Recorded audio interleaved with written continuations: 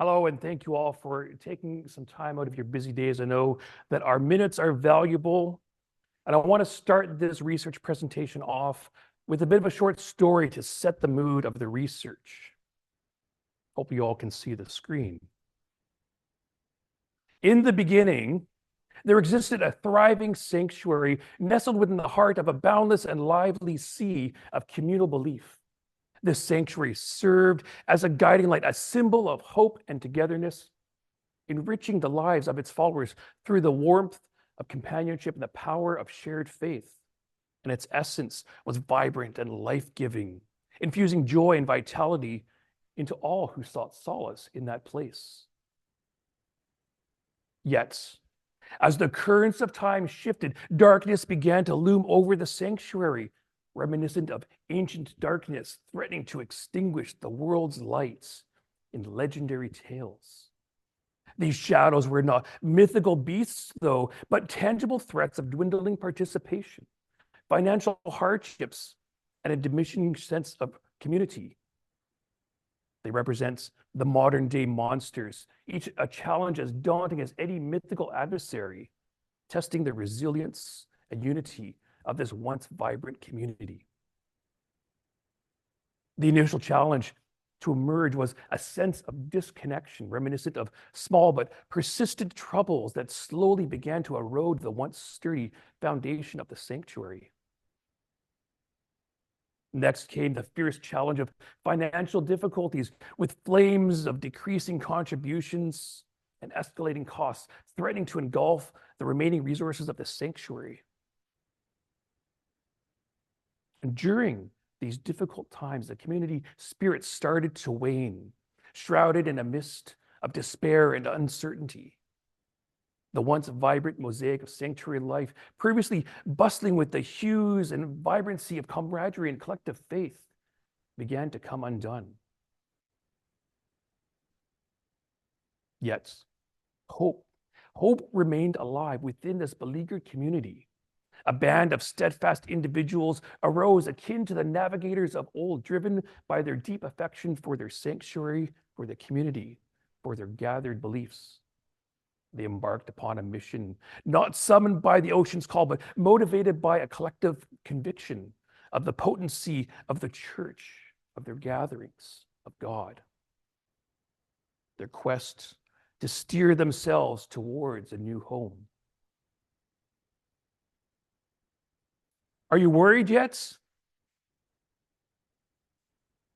The research I'm presenting today is directed towards the experiences and the responses of church members who have gone on a journey from a closing church to a new congregation which welcomes them. This area of research has a deep connection and resonance with myself. The very first church I was appointed to serve as a student minister closed its doors in 2022. The journey we, the congregation and I, undertook shaped and formed parts of my ministry that previously I would not have thought or anticipated. During the course of my research, I interviewed a number of church members who had been on this journey from a closed to a welcoming congregation to gather and share in their experiences, and from there identify some common points and see what suggestions or paths might come about. I want to begin by sharing a few statistics with you. Broadview, a monthly magazine published by the United Church of Canada, recently ran an article, and it described therein an approximate 40% decrease in the United Church of Canada in the decade between 2011 and 2021. The United Church of Canada also directly publishes summaries of certain statistics which are collected on a routine basis.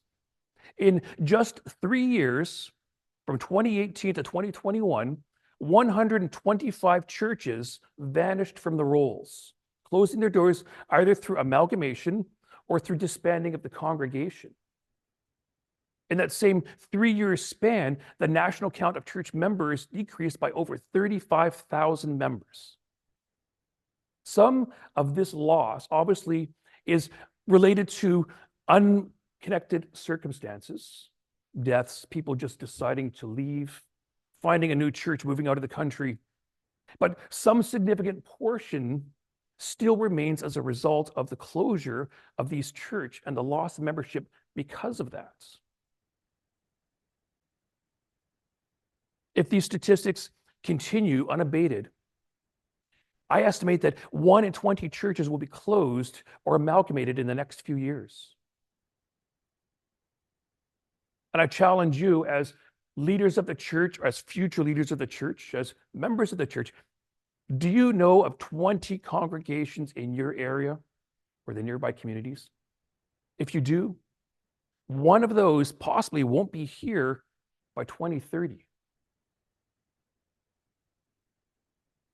If you look around in 2030 and all of those 20 communities are still here, yours might be the one in trouble. And so I ask you, are you worried yet? Interviewing my group of people that participated, unfortunately, due to the constrictions of time and resources, were limited to United Church of Canada members. But I've heard through anecdotal statements that similar issues and questions and experiences arise in other denominations. These are just a few of the themes that arose as common in the number of interviews that I conducted.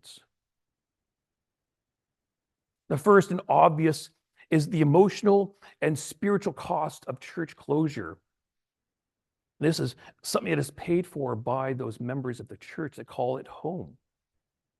The first and most visible is that of anger. And the question that is attached to that anger is, why us? In some, the closure is a result of amalgamation, and their question is similar. And it is, why us and not them? There's also a lot of sadness felt. And a lot of the members connected their grieving, their sadness, with a shared loss of identity and a loss of a generational history. More than one member of my participating group spoke of the artifacts of their church congregation. How many of us have a church that we call home, either that we serve in or that we call our place of worship? And in there find on every chair, every book, every lamp, every bookcase, a little brass plaque, a memorial dedication that this was granted in the name of so-and-so. Where do these artifacts go when you close the church? Where does that history of the beloved go when the building is no longer there? The building itself is also an important part of that. I had one member of my interview group who daily was reminded of the loss of their church because the building still existed in their community and they had to drive by several times a day, going to work, coming from work, going to the store, coming home, going to pick up their kids at school. And every time they drove by the church, a constant reminder was there of this community that I called home isn't anymore. And among these other feelings that arose were those of unworthiness, of shame, of failure. And the question that comes with all of these is, how did we let this happen to our church?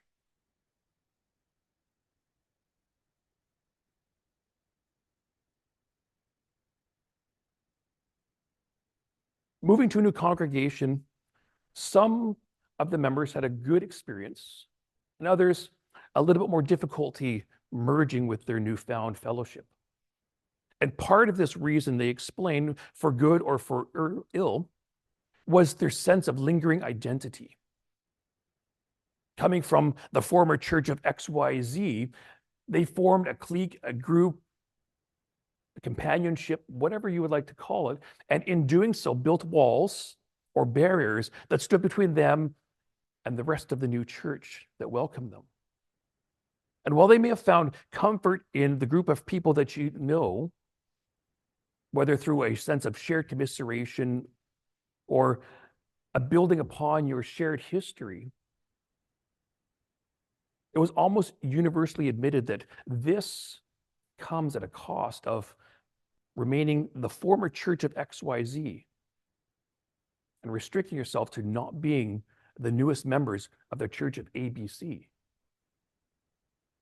Members who had a great experience with their new church found that breaking out of this lingering identity with intentional and deliberate practices to not sit with their friends or family necessarily, but to sit with those of the new church. They soon found themselves, I once went to XYZ, but now I'm a proud member of the ABC Church.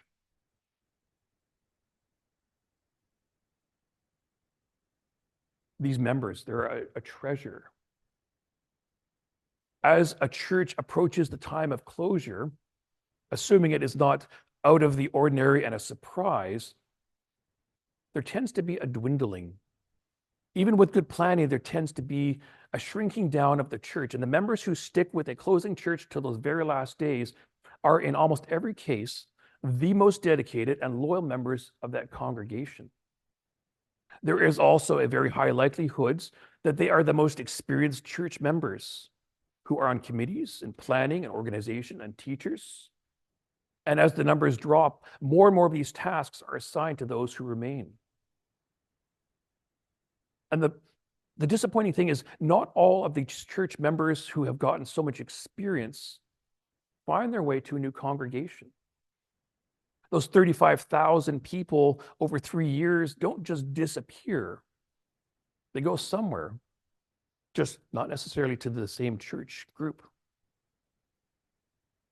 Some are so exhausted by the process that by the time the church closes, they have given up, lost the desire to try again. And in some cases, there is a fear or a weariness of going through all of this process again. How much better is the church down the road than our church? They're not that far away. They don't have a drastically different economic circumstance. If we're in danger, how much healthier can they be? Some of the church members, though, even finding a new congregation, took this time to renegotiate their engagement and activity with the church. I had one member who was chair of the boards, on the stewardship committee, on the session committee, on the worship committee, on the M&P committee at different times during their life in the church. And they, at this time, saw it as a natural time to change the page and engage with the church as someone who just sits in the pew. Not for ill, but just simply that it was their time to pass on the torch to somebody else. So the question that comes out of all of these treasures is, how do we take advantage and use what has been given to us? Not as a selfish nature, but something as stewardship. We show good stewardship of our financial treasures. What do we do with our human-powered treasures? In the depth and the breadth of our discussions that were shared amongst the participants, doors opened for evaluation and synthesizing new ideas from these gathered experiences and the data shared. Here's a few of the more interesting frameworks which have emerged from my exploration of their conversations. The first was relatively unexpected but deep insights that was shared, that the congregations of the church have a cycle of life, including the joys of birth, but also, as a result of that, the pains of closing. And thinking about this, it's obvious in some ways because no church, no congregation has existed in the literal forever. All of them have had a starting point, and therefore all have the potential for an ending point as well. But also, the closing of the church does not necessarily have to come as a sign of failure. It may be a change in society, as the social dynamics around the church are vastly and drastically different from when it was formed. A shifting in the populations as rural people move to the city and no longer are able to travel to a rural congregation. In some cases, it is simply a sign that the cycle of the church has come to an end. The work of the congregation has been done. It doesn't have to be an end as a result of something bad. It can be an end of just being the ends, a natural cycle. The timing is one of the really important things that came out of this discussion. When things happen is possibly as important as what things happen.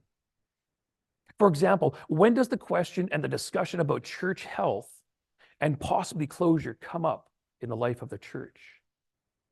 Because avoiding the question does not grant a reprieve, but it does definitely have the potential to burn through all of the remaining resources of that church, the financial and the human power, and at a very alarming rates. In sharing some of the varied experiences and emotional turmoils and responses of the closure, I found that so many of the people interviewed had a snapshot of their final emotional states, an end of closure feeling. And some of this came as a result of the timing. The emotional journey that they were on matched closely the process of grieving. And depending on when that discussion started, also depended on where they were on that journey. Those who had more time to process and live through their grieving had a better response at the end. They weren't full of such negative emotions. They moved to more neutral states of mind, and even some to celebratory states of mind. Asking the questions in appropriate time gives people the gift of grace and space to work through this. The opposite is also true, that when we force the church to remain, to live through all of its resources, to burn through everything, we also rob them of that time and experience in which they can come to grips with what's changing. The early discussions that come with the frank and honest appraisal of what the future of the congregation is can lead to a gentler and more pastoral closing. And intentionally closing when the time has come and not lasting as long as humanly possible shows good stewardship of all of the treasures of the congregation, the financial and the human treasures within. The third emergent idea and theme that came up was who cares for the carers? In my interviews, I found a lack of concern or appraisal for the spiritual and emotional cost to the ministers or the clergy. Not that it was expressed that they were uncaring or unconcerned of how the minister was doing, but that no participant commented on the minister's role in this way. In contrast to this deficit, much was spoken of the personal costs, the cost of family and friends, borne during the closing processes. But they didn't seem to connect the clergy who led the church as in the same realm of cost paying. I had a follow-up interview with a United Church of Canada regional staff person, minister, who echoed this finding, and their role at times was also in guiding and helping churches through these processes.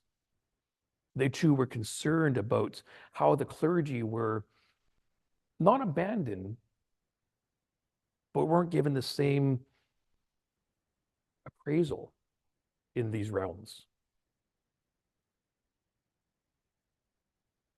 Now what? We have a unique opportunity to shape our future. Let's not wait for the change. Let's be the architects of what tomorrow brings.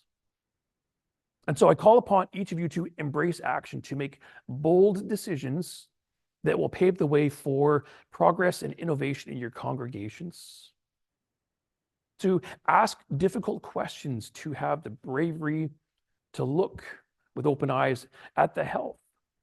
And you may find good news there. Together, we can create a legacy of positive impact for the people that we serve. Timing, timing, and timing. Part 2. The United Church of Canada, as part of those regular business collections of statistics that I mentioned earlier, maintains a database of all of this information, some of which I shared already, and there's more in their databases.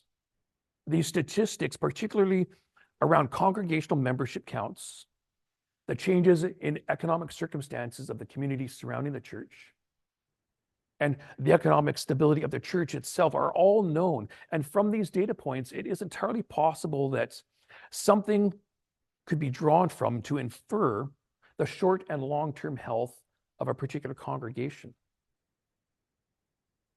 And my challenge and question is, can this data be processed in a way as to predict when a church might be in danger? And possibly before the inevitable comes, in some way that is either delaying in a healthy manner, as opposed to the unhealthy that we find naturally, the closure, or to help change the trajectory of the church when there's still opportunity and time. There's a difficult nature in these honest appraisals and discussions, and it might mean that these predictions come before the congregation, both the clergy and the lay members, have even admitted to themselves that there is trouble.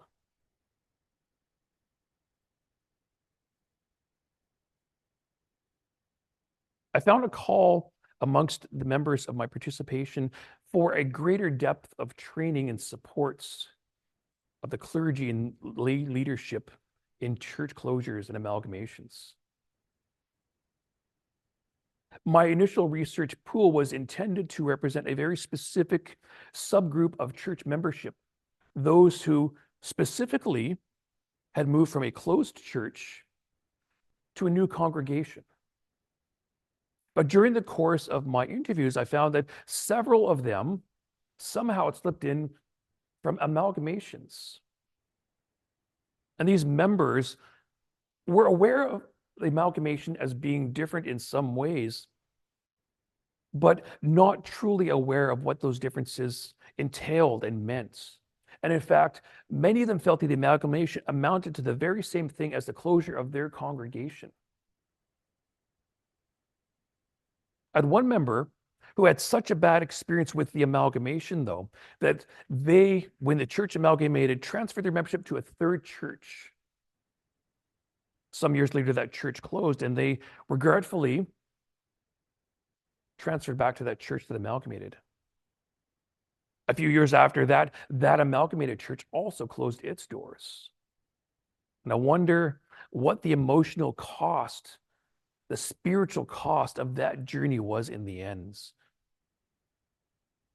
And I think that they feel, and I feel as well, that a greater depth of training and resources for ministers in areas that go beyond the technicalities of closure. What do we do with the things of the church, the business of the church, the resources of finances and property, to tend to the very specific needs of a congregation and its members during these very peculiar, very particular, very specific periods of change?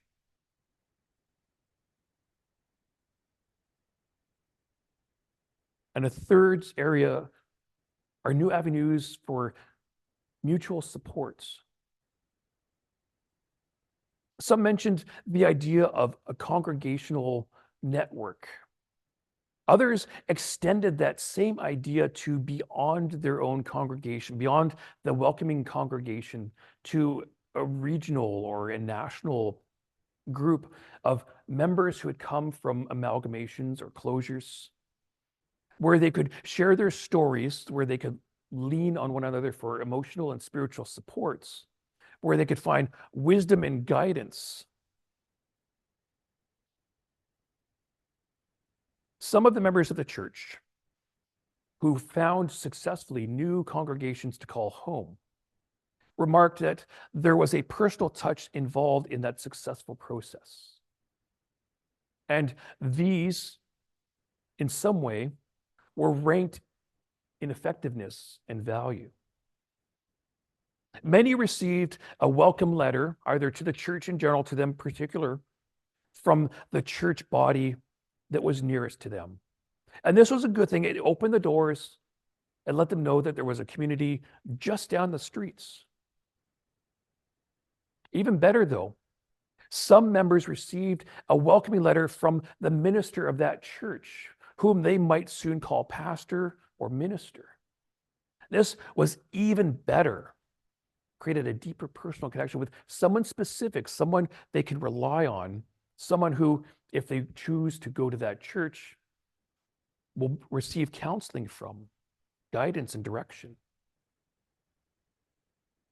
The greatest personal touch, though, came from when the minister of the church that was closing did some research, looked around, and spoke to Mrs. Jones and said, I think the church of the Running Waters down here would suit you. They've got a sewing group just like we have. They have coffee every week. I think you'd really like it there. At Mr. Smith, the Church of the Great Rock, they've got a men's group. They go bowling every Friday. I know that it's something you'd like to do. And this personal touch that came from the one that they already knew and trusted, their recommendation, knowing that there was a personal connection and an attribution of their desires and dreams and what they might find, gave those members the greatest sense of home when they found that new church.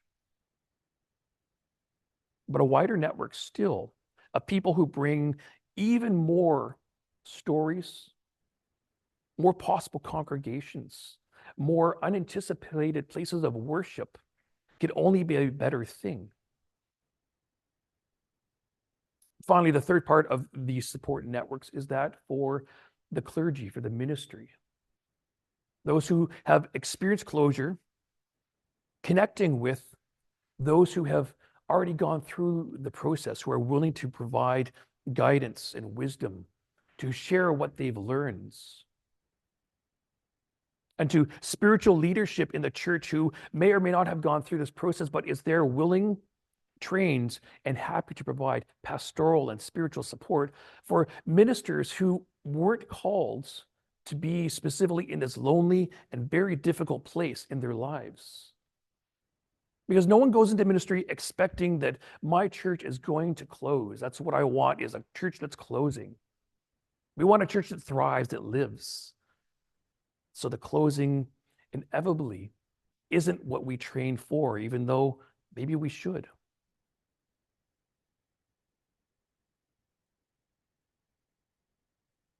Let's come together. Make sure that we open some doors for those who are on a difficult journey, for those who are facing the prospect of that journey in the coming days and weeks and months, for those who are healing from the journey. I look forward to your questions and hope that I can illuminate something meaningful for you today. I want to thank Professor Clark and Professor Sinos for giving me the opportunity to explore something that is deeply involved in my calling. And somewhere I'd like to thank Dr. O'Neill for giving me the chance to connect with my IT background and force me to look at something different for my research. Thank you all.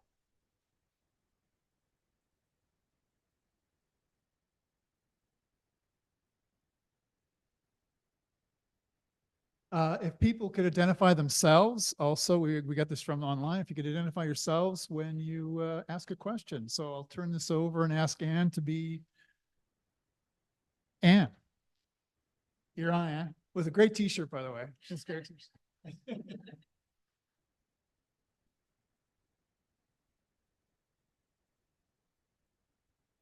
Susan McAlpin-Gillis, academic dean and early pioneer in the process of a successful amalgamation back in 1996. I want to say thank you, Richard, for speaking about something that is indeed near and dear to my heart, personally and professionally.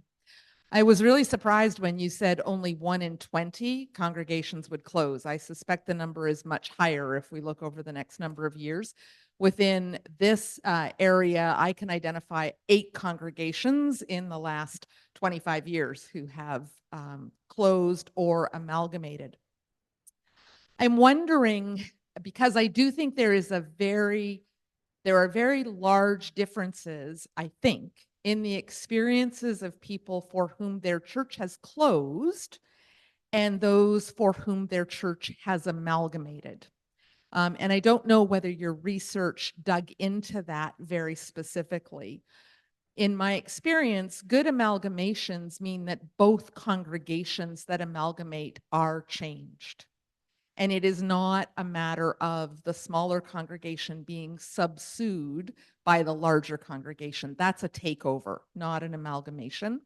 And so I'm wondering whether you were able to parse out some of the differences in the experiences between I came to church and my church closed, and I heard you say, the pastors who said, I think you should go here or go there, that made a difference. But in my experience, good amalgamation processes identify the leaders and come up with ways of that kind of synergy into something brand new. And we have some evidence of that here. So just wondering, in terms of your research, I'm not sure how many participants you had. I don't think you identified that, and whether they were parts of amalgamations or simply closures. All right, let me see if I can tackle all of these questions in one go. First, the number of churches closing. Part of those numerics in the statistics are possibly smaller and less dire than it may seem, in that there is a huge number of churches in Canada under the umbrella of the United Church of Canada. So the number in the thousands of churches and the number of closings still keeps the ratio seeming normal. But the number of churches closing, as I mentioned, is 125 churches in just 3 years. That's quite a few churches. In my research pool, there were 7 congregational members and 1 regional staff minister that was interviewed as an add-on to the research to find some additional perspectives. Looking at the amalgamation question, as I mentioned, I wasn't intending to look at amalgamation, but purely closure. The amalgamation came as a bit of a surprise, and it was unintended. However, because it did, and the way that it did, indicated that there is some confusion or some sense of connection with the closure in the minds and experiences of those people. I agree that a proper amalgamation should be a coming together of a new congregation that is built from the structures, the resources, and the treasures of all that come in as a foundation for that new church.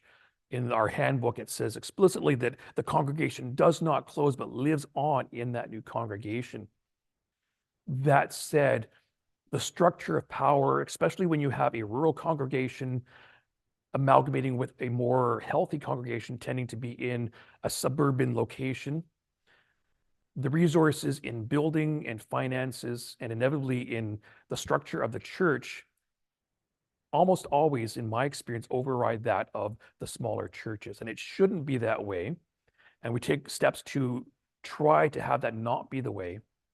But I think that there's still, even in the minds of the people themselves, a sense of loss when they go to a new church. And the first communion, there's an argument over whether we cover the elements before we serve them with the cloth, or whether they are open to the stars.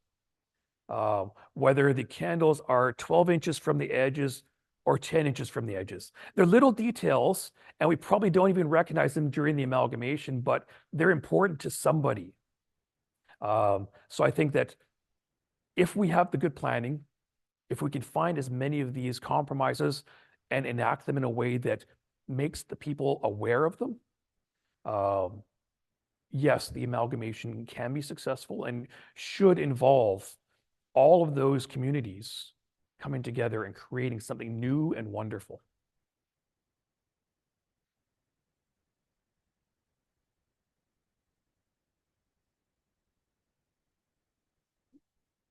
My question is, did you experience in your research when the church door closed that it actually opened to another different kind of church? And so I've experienced 2 church closures, and both of them have opened to more right-wing churches that are thriving. So did any of that come out in your research? In new churches that came of the closure, not particularly within the research demographics. From my own personal experience, slightly different story, but one of my 2 charges sold their church building because the congregation was dwindling in resources and human power as they grew older. And another church purchased the building, and they have a thriving congregation. Different denomination. They're an Orthodox, Greek Orthodox church, Romanian Orthodox church, sorry. And they have a thriving congregation. They've done a lot of renovations to the building. They're taking care of the legacy of the church.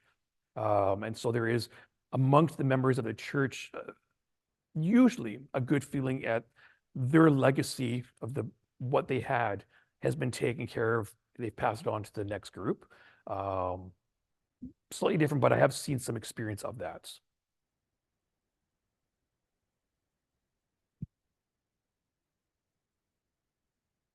Well, Richard, the chat online is filling up with great questions and a lot of very positive and thankful responses to your presentation. Well, thank I'm you going for to try to your time. summarize 3 questions, and you can pick and choose.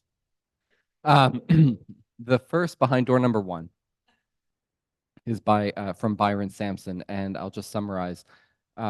He raises this question that one of your participants asked, how did we allow this to happen to our church?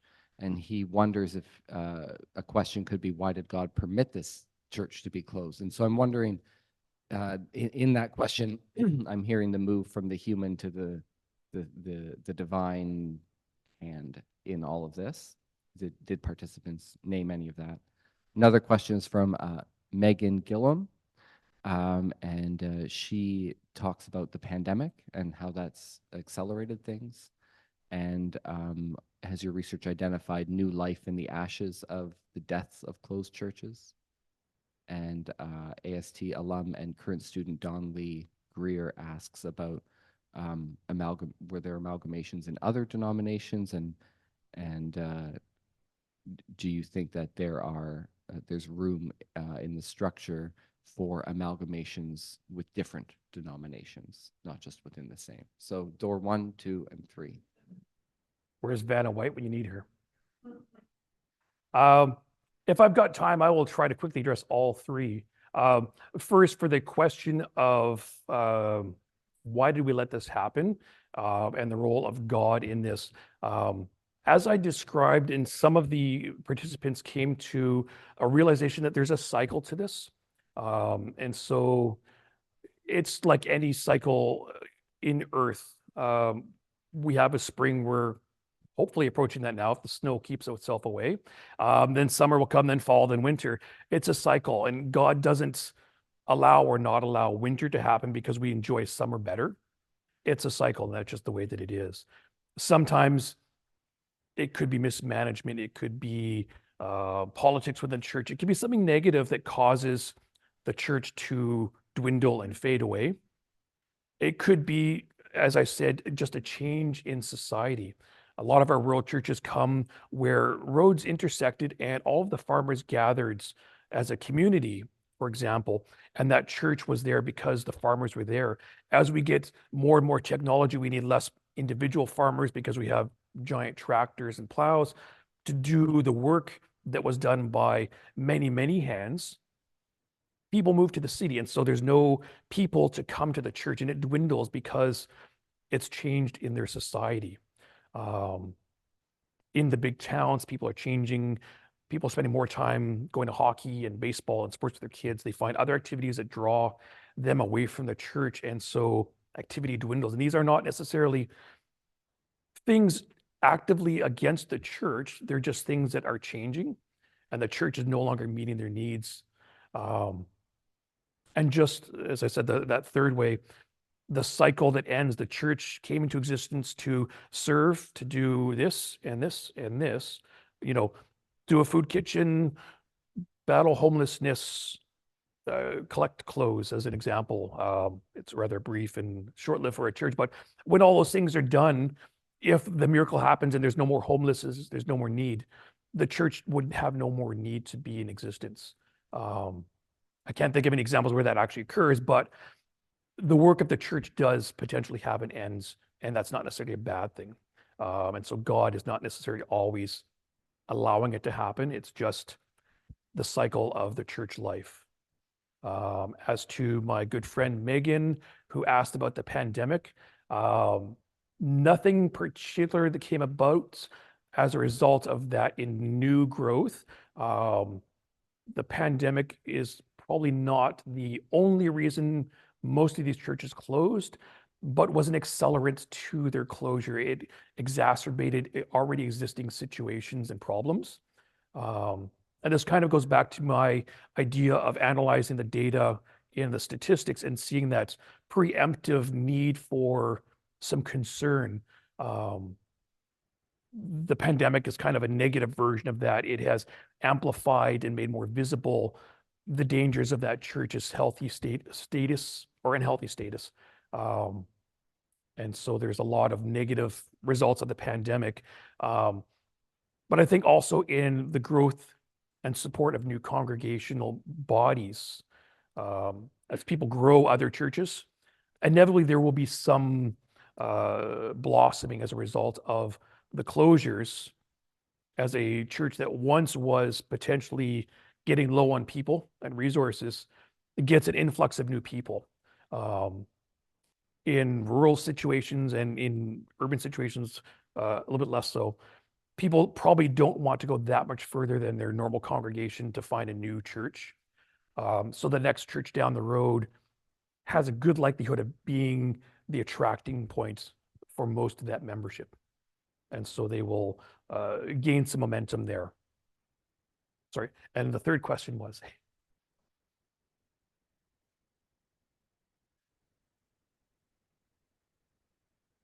An ecumenical collaboration. I do have some non-amalgamation, but a personal anecdote. My church, one of my two charges, sold its building and now rents space from the Anglican church in the community. And we do have on a regular basis ecumenical services with the congregation from whom we rent space. And so it's not an amalgamation, but we are trying to build deeper and more meaningful relationships, not just in that business sense of sharing space, but in a ecumenical and sharing of theology and religion and camaraderie of community.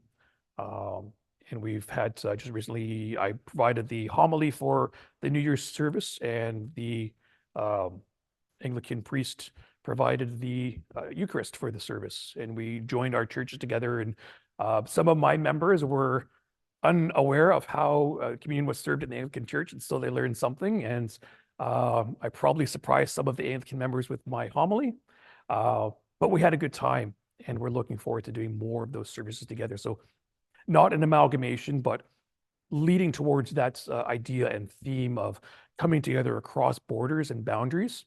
And I'd like to see more of that across even more other denominations and faiths beyond Christianity, with Muslims, with Jewish synagogues, with Buddhists, with Sikhs, to find those common areas of ecumenism. We're all human, we're all seeking for something greater, and it can only be to our benefit to explore the wisdom and faith and love that is shared by all of these people in our world.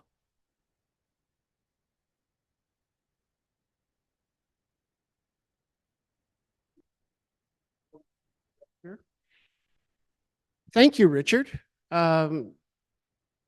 my research area is with what are called part-time ministers. And a lot of part-time ministers are serving in situations that you were talking about, and our research has been across many of the non-Roman denominations in Canada. And much of what you say is really true. Some of those doors are opening. We identified 8 different options for dwindling number congregations besides closing. Mhm. And we actually identified a checklist of things that people might look at in their congregation earlier in terms of, are we on the road towards a good end? And it's interesting that a couple of the judicatories are actually having quiet conversations about how they have congregations have a good end. That's going on right now. Part of the challenge in our society is that ending is generally considered negative. I mean, it really is. End of life, end of relationship, end of a business. And so I agree. So the timing question is important in the amalgamated congregations we spoke to. Timing is everything. And most congregations crash into this because they don't want to deal with it. So my question to you is, who starts the hard conversation?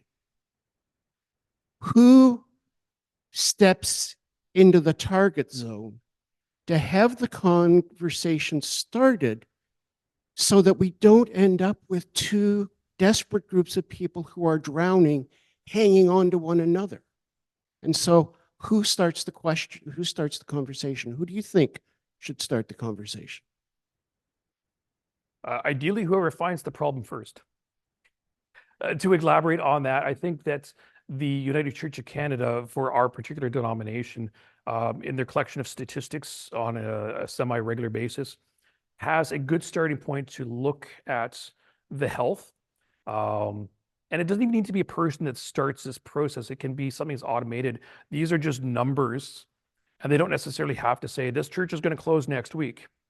But it can come up with a little report on a regular basis and say, this month, reach out to XYZ, ABC, and 1, 2, 3, and have a conversation, see what's going on. Maybe there's a reason, maybe, COVID's been really bad, but they got some good ideas, they're getting some new planning going, and they're coming around.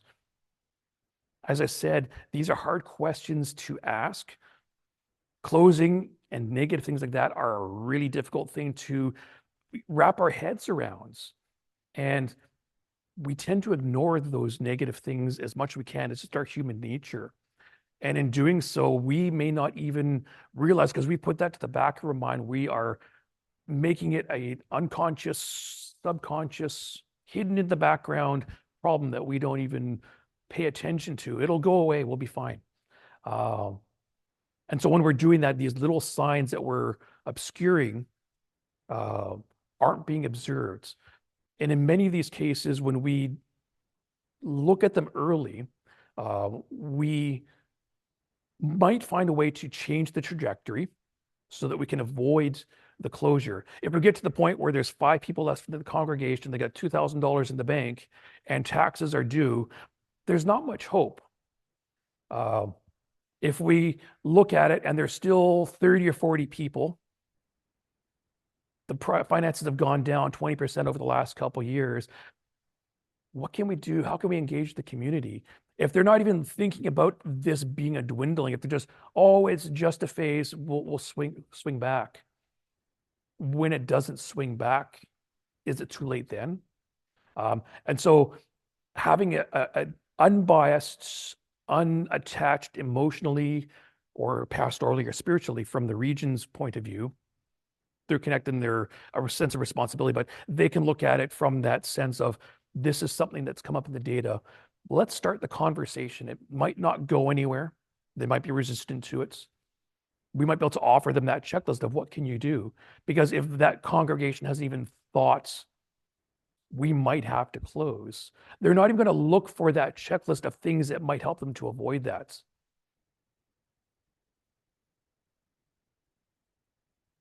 One more.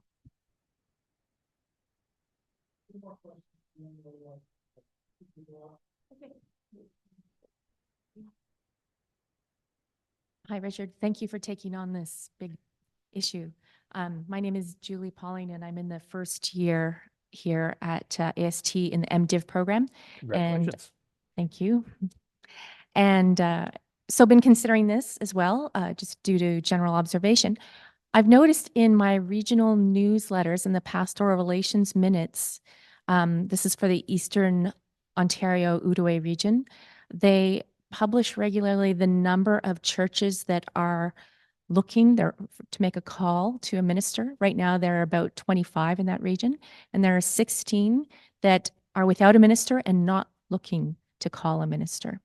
So I wondered if you had seen something like this across the regions, if you'd looked at that, or if you had contacted them about their kind of strategy when they're sitting around taking the minutes and reporting on this sort of phenomenon of those who are sitting without a minister and those who are not calling one, what their plans are. Are they prompting them to start making a 3 or 5 year plan for whether they are emerging? Just wondering if you asked and what you found. No, I didn't. That wasn't really a target of my Scope. research. Anecdotally, just some comments that I've heard. Churches that aren't seeking ministerial leadership, or those that are seeking a minimal ministerial leadership, a 10-hour a week, even a 20-hour a week ministerial position, are in effect almost coasting. They're not anticipating growth. They're anticipating providing pastoral care and a sermon maybe every week, maybe every other week, maybe once a month. So that the community has a sense of connection. Whether they have actively and intentionally acknowledged that this is a sign of things to come and that the coasting leads to a further dropping off, or whether they're just, we just can't afford a minister at the moment, we'll make do, and thinking that it will last forever like that. Unfortunately, I don't have a good basis to comment on. But I think when you get to that level, unless you make an active change, it's just going to continue dwindling further and further until there is no choice but to close.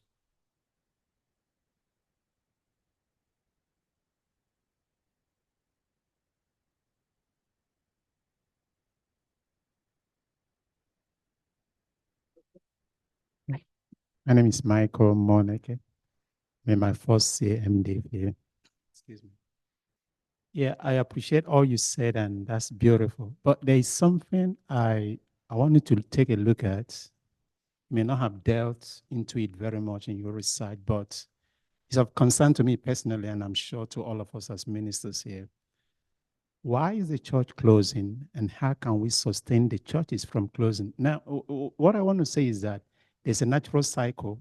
When a child is given birth to, you get to a certain age, naturally you die, maybe 100 or thereabout. But yeah, but sometimes do you find that if someone dies before time, everybody mourns, the parents, the community, because there's this feeling that this child is not supposed to die at this age. And statistically, I've not done my research, but I used to talk to people, coming from Africa, Nigeria, specifically. I've been here for just about, this is my 6th month. I've noticed a lot of differences, in church life here and back in Nigeria. Somehow the churches are growing in Nigeria. And I found that the reason is because there's a blend between the Orthodox form of worship and the contemporary worship. I'm into music. I love music because that's the area I look at sometimes. And I found that young people are involved in ministry in Nigeria. In fact, on the average now, if you look at the bishops, for instance, in the Anglican Communion, most of them are between the ages of, let's say, 50-something down to some 30-something years of age. So you find that it affects the class of people or the age bracket that comes to church, and the blend in music or the blend in worship of orthodoxy and contemporary music affects people's attitude, especially the young people, because the young people, they are the life of everything, both the church, both the nation. So for me, I'm feeling that we need to take a different look. The church needs to be sustained, because if one church closes, and then we look at it, maybe his age. What guarantee do we have that the next church will not close? I believe that if the church is fed by young people, the life of the church will be sustained. And to me, I feel that we should strategize towards how we can get the young people to become active members. Let them have ownership of the church. That's the word I want to use. Not just come in and, when they want to, but just like some of our elders, our fathers, the way they, because like in my church in Christ Church, that not, I see people, it is something they are committed. I'm a member of the choir. When we come for practice, they come, they sing, even when it snows, they come. But sometimes you see the young people, they come when they like. So we need to, for me, I don't know, we need to kind of transmit the faith we have. I'm talking about the older generation to the young people so that we can sustain. If we sustain the young people coming to the church, the church will be kept alive, because there's something Jesus said. He said, where your heart is, that is where your treasure will be. If I believe in something, like my family back at home, with the priest's house has been in our home for almost 30 years. And wherever my family is, they said, keep sending money, make sure it's sustained, because that is what we believe. If I don't believe that, I can tell them, you better leave. You understand? So what I'm trying to say is we should look at sustaining the church. Some may close, but the ones we can rescue, we should find a way of rescuing them. And I believe that one of ways to do it is to get the young people involved. Let's bring that's my heart anyway. I've been discussing with me. There were 73 different questions in that one. Essentially one question. Right? Go ahead. You want to respond? I think the difference that you're recognizing is a difference in societal dynamics. In other cultures, religion plays a much more central and forward-facing component in daily life. I think a lot of our decrease and dwindling of the church is due to our changing society. When a family has kids, they want the kids to be happy. Obviously, everyone wants the kids to be happy. And if the kids are, well, I want to play soccer, and now I want to play baseball, and now I want to play hockey. And all of these things happen when the parents have time to do these things Saturdays, and inevitably now more and more Sundays. How do you compete with a desire to do something that is somewhat synonymous with church, the love, the compassion, the family, the unity of that structure? How do you compete with that when they are doing their best, but they're finding their needs are met in other ways? It's a bit different when religion is taught and embraced as a part of life, I think, that you can use that as your draw to bring people into the community of the church, because they are looking actively for that. But I think more and more people are looking actively for something beyond church that is not church. And so we're finding that the limited resources of time of young people are being spread out across more and very different activities and uses of their time. So yes, I would love to see more evangelicism and gathering of families and youth. But what can you create that competes with sports and clubs and school and all of the things that are so very important to our young people these days?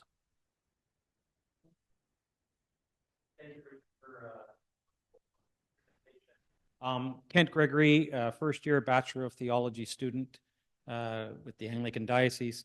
I was wondering, so in my experience, most parishes that are in the position where they need to look at closing or amalgamation tend to devote a lot of time and energy into ways to keep the building and the congregation open. I was wondering if in your research you found responses that viewed it in a more positive light, closure or amalgamation in a more positive light. And if you did so, what were the factors that allowed that shift in mind thought from the negative to the positive? Yes, I did uncover some of those experiences. As I said, the question of timing is critical to that. When a church is honest and willing to investigate these questions at a time that gives them space and time to process their way through that journey to closing, that it doesn't necessarily have to be such a negative thing. When a church refuses or lacks the ability to, on its own, engage with those questions, and they go through those resources, this becomes an accelerating factor because people will eventually leave. The number of people giving, the number of people doing shrinks and shrinks and shrinks and shrinks. And then at some point, there's just too much, and then it's gone too far. But that's not always the case. In my current pastoral charge, not a closing, but the selling of the building was done specifically so that they wouldn't close, that they knew from looking honestly at the data over the past few years at that time, where things were leading. And they took the active initiative to sell the church so they wouldn't need to expend an enormous amount of labor to vacuum the carpets, wash the windows, dust everything, all of that stuff that needs to be done for a physical building. And then take those resources and put them into something that is more life-giving, more building of the church.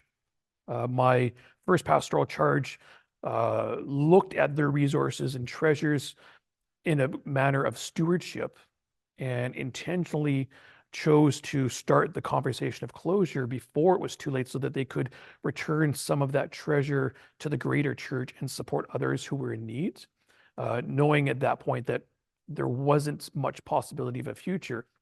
But if we don't close now, we will burn through all of this. We'll be tired and there'll be nothing left to give somebody else. And that does nobody any good. So I have seen some evidence of that. How you get to that, like I said, is a matter of timing and asking those questions before you've gotten to the point where you've used up all of your resources and emotions and spiritual energy. Speaking of spiritual energy, we do need to bring this to a close. It's been an extraordinary morning. So already this morning, we've looked at prayer and we've looked at how we engage other people and other cultures and other perspectives. With Richard, I remember when we first had our first conversation about that, we were looking at the reality that when congregations close, whatever is left going to new is always less than the total it was before, right? So we're having this constant active attrition, and can we turn that around? If we explore it, can we turn it around? Timing is everything. Timing is really critical. I'm going to come back to Richard in a second. After lunch, we're going to look at spirituality and its impact on the mental health of international students. We're going to go in after that presentation to look at putting Christianity in a video game and the response of people to it. And then we're going to end our day by looking at spirituality and trauma, right? So this whole thing today is about moving into new territory. And that's what our grad students have been doing in their research. They've been pushing into new territory to claim spaces that have life, imagination, and possibility. And Richard, that's what you did today. We're taking us, and the questions didn't end. We could have continued to go and explore this instead of going into this feeling like we're defeated, like we're less. We're going in with more, with gifts and capacities. And it's an extraordinarily optimistic, hopeful, going back to your image of prayer, hopeful way of orienting ourselves. I hope it's been a hopeful morning. It's going to be a dynamic afternoon. We're off for about an hour and a half. We're coming back at 1:30. Richard, thank you so much. Thank you all.